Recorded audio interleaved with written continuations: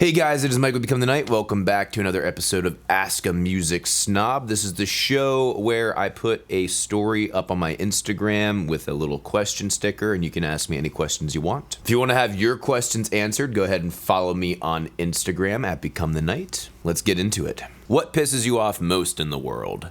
Lack of gratitude. Cheap guitar with an expensive amp or vice versa? Okay. Obviously, ideally, you would like to have a good guitar and a good amp regardless, but if I had to choose between the two, I would go with the cheap guitar and expensive amp. Yeah, I mean, your guitar is very important to your tone, obviously, but it's very, very difficult to get a shitty amp to sound good, and you almost never will. And it's not that difficult to get even a $50 guitar to sound pretty good. Having said that, don't skimp on any of it. Would you say YouTube is harder / more work than a normal job? Well, it depends on what you mean by a normal job, because there's a lot of different jobs in the world. It's harder in some aspects. I mean, you have to be extraordinarily independent. Every week I have to make 4 videos. Every week I have to decide what the hell those are going to be. I work pretty much every day. It's not always an 8-hour day, but I work 7 days a week. But I also get a hell of a lot of enjoyment out of what I do and some fulfillment. So, you know, it's got its trade-offs. How do you apply lyrics to riffs? I don't know how other people do it. I come up with a melody before I come up with lyrics. I get the riff, I get the feel of it, and then I start thinking about what the melody is going to be, and then when the melody comes along, words just come out, and I stick it to that. That's what I do. I feel it. A lot of times, I will write lyrics as I am making this melody in my head. What feels natural? And then if I have gaps somewhere, then I sit down and actually do a little bit of writing. Everyone has their own process. You'll need to figure yours out. Ever looked into philosophy? Yeah, I would call myself a philosophy enthusiast, and more of a hobby than anything else, but it has always very much intrigued me. I think philosophy and religion are very important to humanity and things that should be understood. They are extremely undervalued. They teach people a lot of shit in high school that, frankly, they don't need to know, and philosophy is one of those things that should be taught more often. People are like, I don't use algebra in my everyday life. Well, you should use philosophy in your everyday life. Whether you acknowledge it or not, you have a philosophy. A lack of a philosophy is a philosophy. Anyway, I digress. Yes, I am usually very interested in philosophy, though I will say I am severely understudied. If you could see any deceased artist live, who would it be?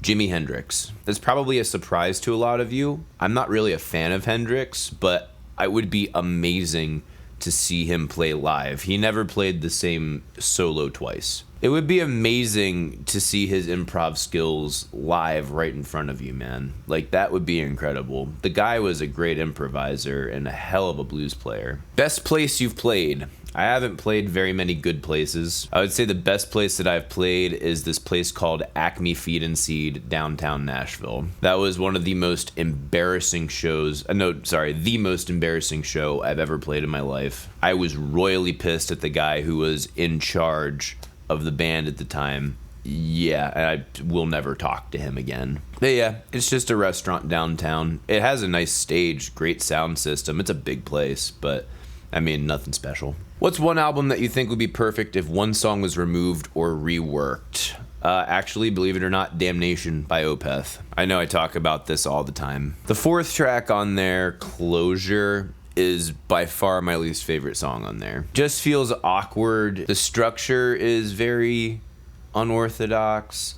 The whole ending thing that's all Phrygian and everything is interesting. I guess it's mostly Phrygian. It's kind of awkward. It just feels so out of place with the rest of that album. You can't remove it because then we're getting into LP territory, but if you just change that song into one of the songs that didn't make the cut and rework that song, could be good. I would say it'd be a perfect album then. How do you listen to so much music and never get tired or burnt out? I do get tired and burnt out. It's one of the reasons I hate doing Song Suggestion Friday, because I don't get to listen to it for enjoyment. I have to listen to it for business and analysis. But I don't listen to music constantly. I do listen to a lot of podcasts and news stuff and all of that sort. How do I make someone love a loser like me?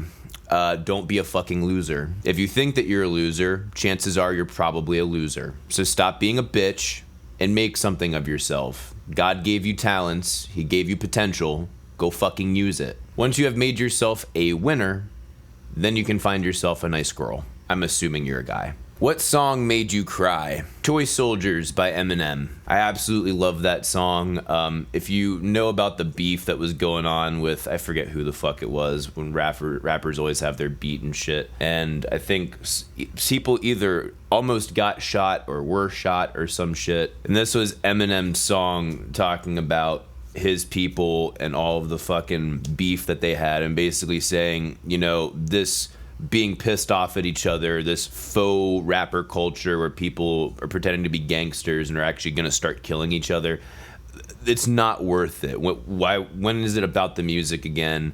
Why is this beef, this celebrity hype worth somebody's life? It's not. Game of Thrones Season 8, Mortal Kombat 11, or Avengers 4? I'm gonna go ahead and stick to my answer of Babylon 5. Where is a good place for karaoke in Nashville? There are a lot of good places. I'm assuming you're going to be visiting town, so you're probably going to want to stick downtown mostly.